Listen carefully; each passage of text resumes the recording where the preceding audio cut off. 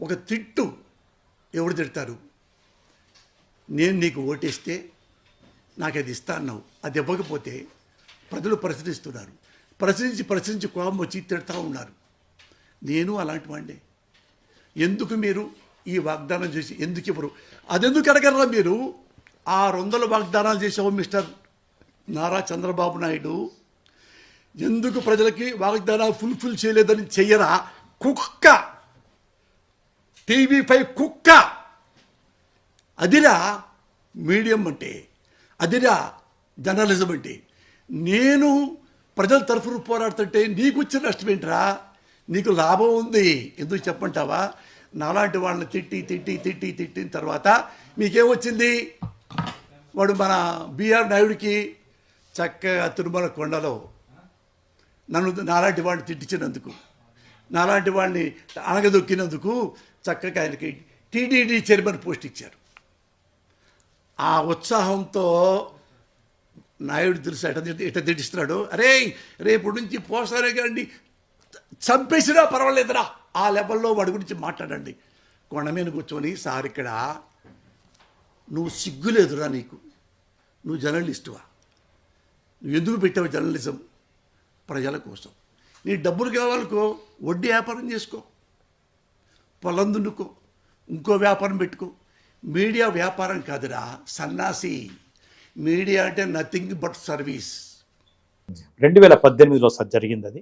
2018లో మాకు మా ఎడిటర్ గారు పోసాని కృష్ణమూర్తి గారు వస్తా అన్నారు. పోసాని కృష్ణమూర్తి గారిని ఇంటర్వ్యూ చేద్దాము అని చెప్పారు. చెప్పిన తర్వాత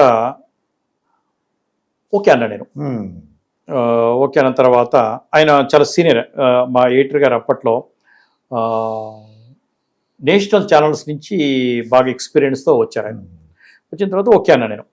పోసాని కృష్ణమూర్తి గారు ఫస్ట్ టైం అంటే నేను చూడటం కానివ్వండి, మాట్లాడటం కానివ్వండి, అది ఫస్ట్ టైం అయితే ఆయన ఏం చేశారంటే అలా మాట్లాడతాడని నేను కూడా ఊహించకపోతే ఆయన ఏమన్నారంటే ఒక ఇంపార్టెంట్ వ్యక్తి గురించి, మగవేశ్య, వాడికి ఏం తెలుసు, వాడు వేస్ట్ ఫెలో అన్నింటూ తెలుగుదేశం పార్టీలో అలాంటి లేడీస్ ఉన్నారు, ఇలాంటి లేడీస్ ఉన్నారు, అలా ఉంటుంది ఇలా ఉంటుంది అనేసి ఎస్టాబ్లిష్ చేశాడు, మాట్లాడేశాడు. మాట్లాడిన తర్వాత నాకు ఆప్షన్ లేదు, ఇక ఎంతసేపు ఉన్నా తగ్గట్లా. లేచి నిలబడి అసహ్యంగా బాడీని చూపిస్తున్నాడు నాకు. చూపిస్తున్నప్పుడు నేను కూర్చోమని నేనేమన్నా అంటే, సినిమా ఇప్పుడు మీరు రాజకీయ నాయకులు అలా లేరా ఇలా లేరా అంటున్నారు. లేదు, రాజకీయ నాయకులు అటువంటి వాళ్ళు ఉన్నారు, ఇటువంటి వాళ్ళు ఉన్నారని మాట్లాడుతున్నారు మీరు. మరి సినిమా ఇండస్ట్రీలో రియల్ ఎస్టేట్ బిజినెస్ చేసేవాళ్ళు లేరా? తప్పులు చేసేవాళ్ళు లేరా? అవినీతి అక్రమాలు చేసి సినిమాలు తీసేవాళ్ళు లేరా? అబద్ధాలు చెప్పేవాళ్ళు లేరా? ఏం లేరా సినిమాలో అన్నాను నేను. లేరా అన్నా నేను, అంతే. ఓకే, ఉన్నారు అన్నాడు ఆయన. ఎస్, మీరు ప్రసారం చేయండి ఇది, మీరు అప్పుడు కూడా చూడండి. నేను ఇటువంటి వాళ్ళు మీ సినిమా ఫీల్డ్ లో లేరా అంటే, రాజకీయాల్లో తిడుతున్నారు మీరు, రాజకీయ నాయకులను తిడుతున్నారు మీరు, పార్టీని తిడుతున్నారు మీరు, మీ ఫీల్డ్ లో కూడా లేరా అన్నా. అదే నేను గొప్పవాడు కాదు, అది యూజ్ చేసినందుకు నేను ఇప్పటికీ బాధపడుతున్నా, నేను అదేం గొప్పవాడు కాదంటున్నా. కానీ ఆయన ఏమనాలి? అటువంటి వాళ్ళు లేరు, అటువంటి వాళ్ళు ఆయన ఏమన్నారు? ఉన్నారు అన్నాడు. ఉన్నారన్న వ్యక్తిని వదిలిపెట్టేసి ప్రశ్న అడిగిన వ్యక్తి అంట పడ్డారు వీళ్ళు. ఓకే, ఆ తర్వాత చూస్తే మా యాజమాన్యం బాగా నన్ను ఆదుకుందండి.